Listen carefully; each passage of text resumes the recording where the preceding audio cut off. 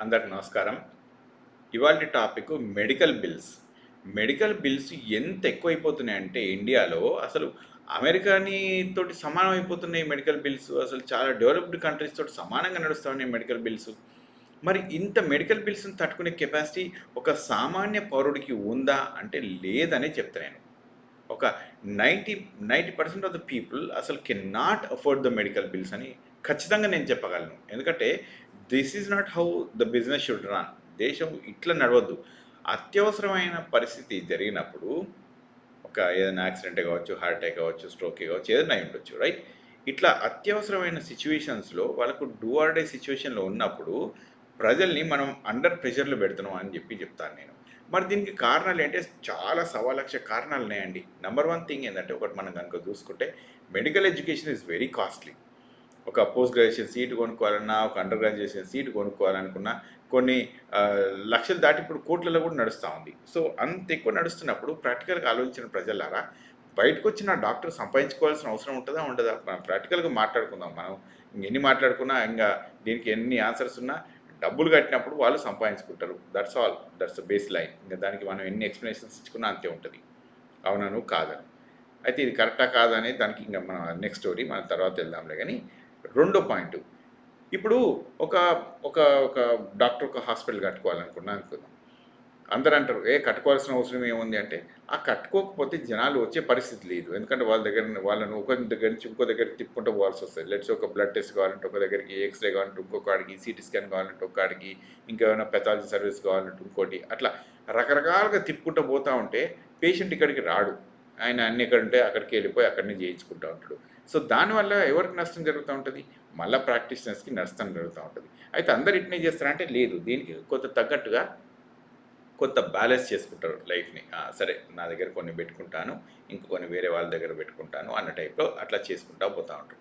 So ఈ concept ఇట్లా నడుస్తున్నప్పుడు ఇది ఇక్కడనే ఎండ్ అయితుందా అంటే ఇక్కడనే ఎండ్ కావట్లేదు. సరే, ఇదేంటంటే ఇప్పటిదాకా నేను మీకు చెప్పింది ఇండివిడ్యువల్ బేసిస్‌లో చెప్తున్నాను. తర్వాత ఇంకొకటి చూసుకుంటే ఈ ల్యాండ్ ప్రైసెస్ చాలా ఎక్కువ ఉండడంతోటి ఇనీషియల్ ఎస్టాబ్లిష్‌మెంట్ ఏది ఉంటదో, ఇప్పుడు మనం ఒక చిన్న ఆహ్, టియర్ 2 టౌన్ తీసుకుందాం. అంటే లేదు కరీంనగర్, నిజామాబాద్, ఇట్లా వరంగల్ ఇట్లాంటివి తీసుకున్నాం అనుకోండి. ఒక హాస్పిటల్ పెట్టుకోవాలంటే మినిమంగా అంటే ఒక ప్రాపర్ ప్లేస్‌లో తీసుకొని పెట్టుకోవాలి అని అనుకుంటే 10,00,00,000 కావాల్సొస్తా ఉంటది.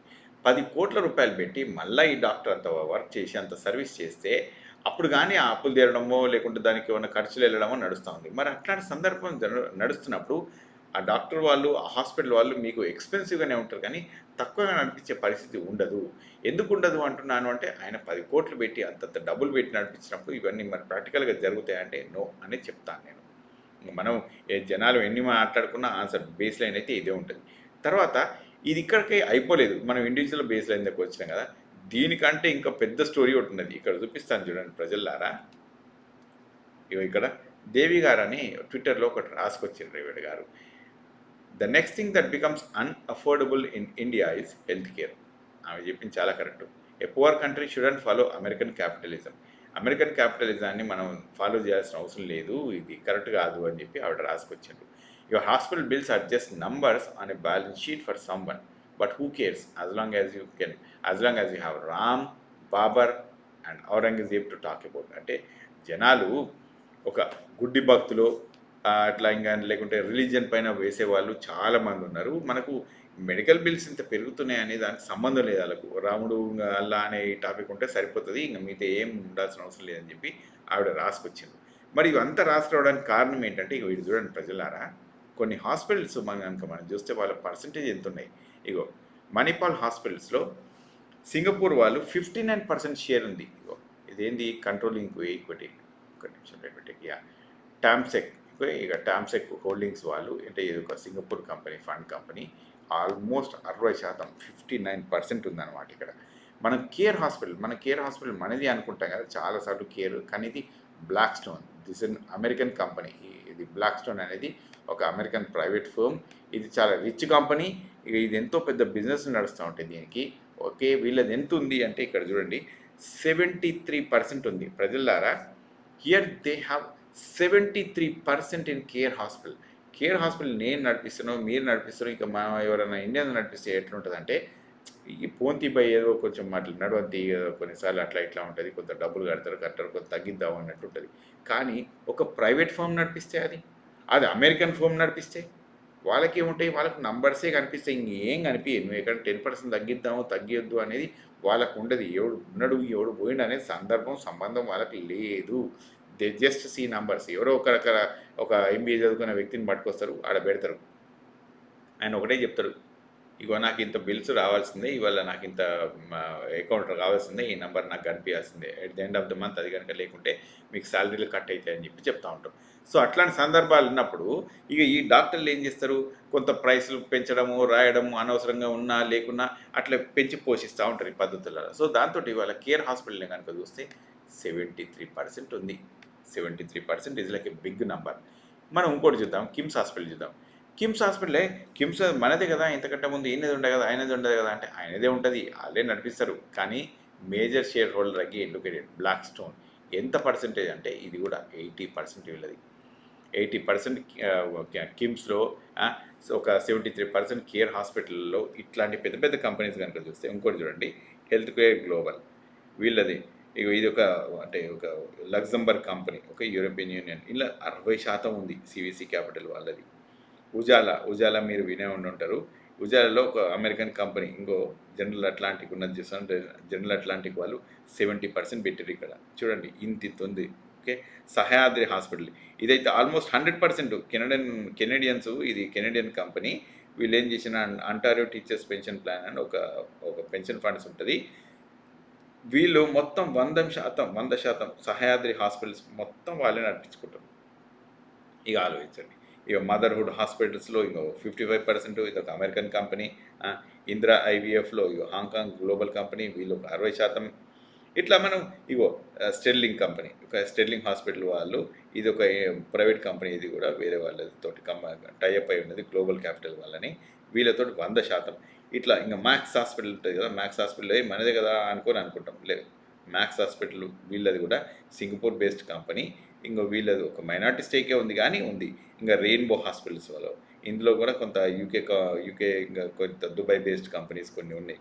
ఇంకా అపోలో హాస్పిటల్స్ దీంట్లో మైనర్ స్టేకే ఉంది, కానీ కొంత మైనర్ స్టేక్ అయితే వీళ్ళది కూడా ఉంది. ఓకే, అంటే నేను ఏం చెప్పాలనుకుంటున్నా అంటే ప్రజలారా, ఈ హెల్త్ కేర్ అంటే ఈ సిస్టమ్ మొత్తం కూడా, హాస్పిటల్ సిస్టమ్స్ కూడా గవర్నమెంట్ సిస్టమ్ని పెంచుకుంటూ పోతే కొంత బతుకుతాం, కానీ లేకుంటే మాత్రం ఆ బతికే సందర్భం లేకుండా పోయింది. ఎందుకంటే హాస్పిటల్కి పోతే నువ్వు బతుకుంటేనేమో సంతోషం, ఓకే, కానీ ఆ బిల్లు కడితే మళ్ళీ చచ్చిపోయినట్టే తయారవుతుంది. ఎందుకంటే ఆ బిల్స్ కట్టలేక, ఆ బిల్స్ మోయలేక ఎవరు కూడా అది ఎత్తుకునే సందర్భం లేదు, ఆ పరిస్థితి లేదు. దీనికి నేనైతే ప్రజలారా ఒకటే కోరుకుంటున్నా, బీ కేర్ఫుల్. మీరు ఓటు వేసే ముందు జాగ్రత్తగా ఆలోచించి ఓటు వేయండి. వాళ్ళు ఏమి ఇస్తున్నారు, ప్రభుత్వానికి ఏమి ఇస్తలేరు అనేది కనుక చూస్తే, ప్రభుత్వం 2%, 3%, 4% పెడితే హాస్పిటల్ బిల్స్ సరిపోవు. That is not enough. అర్థమైందా? మనం ప్రైవేట్లో తీసుకుంటూ పోతే ఇవాళ రేపు ఇన్సూరెన్స్ కంపెనీస్ కూడా వాళ్ళు తీసుకునేటప్పుడు ఒక నెంబర్ చెప్తారు, ఇచ్చేటప్పుడు ఇంకో నెంబర్ ఇస్తూ ఉంటారు. అది మీకు ఎంత సరిపోదో కొన్ని కవరేజ్ ఉంటాయా ఉండయా దాంతో కూడా తలకాయ నొప్పి ఉంటుంది. మరి ఇవన్నిటికీ గవర్నమెంట్ మొత్తం సాధగలదా, ఇంత చేయగలదా అంటే చూడండి, యూకే హాస్పిటల్స్ చూడండి, ఎన్హెచ్ఎస్ వాళ్ళు ఉంటారు. ఓకే, ఎన్హెచ్ఎస్ అక్కడ UK system, they are running good bit. ఇంకా చాలా కంట్రీస్ కూడా ఉన్నాయన్నమాట where health care system is completely free. నేను ఫ్రీగా ఉంచి మొత్తం చేయాల్సిన అవసరం లేకున్నా కూడా కొన్ని బేసిక్ కూడా మనం చేయించుకోలేకపోతే చాలా కష్టం. ఇప్పుడు ఒక నిజామాబాద్, ఒక వరంగల్, ఒక కరీంనగర్ ఇట్లాంటి హాస్పిటల్స్లో కనుక చూస్తే మనకు మహా అయితే 300 బెడ్ల హాస్పిటల్ ఉంటుంది. అది ఎంతవరకు సరిపోతుంది అంటే ఎంతవరకు కూడా సరిపోదు. అంతటి పాపులేషన్కు కనీసం ఒక 1000 బెడ్ హాస్పిటల్ అన్న ఉండాలి. అది కనీసం చెప్తా ఉన్నాను. లేకుంటే ఏమవుతుంటుందంటే ఈ డబ్బులంతా తీసుకుపోయి ఒక సెగ్రిగేట్ అవుతున్నాయి. అంటే ఇప్పుడు సంపాదించిన వాళ్ళే వెళ్ళిపోతున్నాయి. లెట్స్ సే ఇప్పుడు డాక్టర్లు ఉన్నారు అనుకుందాం, ఒక హాస్పిటల్ ఉంది అనుకుందాం, ఆ డాక్టర్ దగ్గరికి వెళ్తూ ఉంటుంది. కానీ అదే ఈ డబ్బంతా మన ప్రభుత్వానికి వెళ్ళింది అనుకోండి, ప్రభుత్వం మన అందరి మీద ఖర్చు పెట్టి మనకు ట్యాక్స్లు మంచిగా పెంచేసి మనకు ఇన్సెంటివ్స్ అంటే రకరకాలుగా మనకు ప్రొవైడ్ చేస్తుంది. వాటర్, ఎలక్ట్రిసిటీ ఇవన్నీ ఉంటాయి కదా, ఇట్లాంటి అన్నింటినీ మంచిగా ప్రొవైడ్ చేయడానికి వీలవుతుంది. లేదు అనుకున్నాం అనుకోండి, ఈ ఎక్కువ సంపాదించిన కొన్ని హాస్పిటల్స్ వాళ్ళు ఏం చేస్తారంటే, వాళ్ళు అసలు కొన్ని జాగాలలో జాగాలు కొనేసి ఇంకా వాళ్ళు ఎట్లా చేస్తారంటే భూమిని ఆర్టిఫిషియల్గా ఇన్ఫ్లేట్ చేస్తారు వాళ్ళకి తగ్గట్టుగా, వాళ్ళకి నచ్చినట్టుగా. అది ఏమవుతుంది, at the end of the day సామాన్యుడికే మళ్ళీ నష్టం. అటు డబ్బులు బిల్స్ కట్టలేక అట్లా ఇబ్బంది అవుతుంది, ఇటు ఇల్లులు ఏమైనా బిజినెస్లు చేసుకోలేక ఇటు ఇబ్బంది అవుతూ ఉంటుంది. సో ఇది ప్రభుత్వాలు ఆలోచించాలి, ప్రజలు కూడా ఆలోచించాలి. Then only we can come out of it. లేకుంటే మాత్రం ఈ కష్టం నుంచి మనం బయటపడతామా అంటే నాకైతే ఇది కనిపిస్తలేదు. నాకైతే నియర్ ఫ్యూచర్లో ఇది కనిపిస్తలేదు. ప్రభుత్వాలు మారాలి, ప్రజలు కూడా మారాలి. లేకుంటే మాత్రం I think will be doomed. Okay, thank you very much. మీకు ఏమైనా క్వశ్చన్స్ ఉంటే కింద పెట్టండి. Thank you.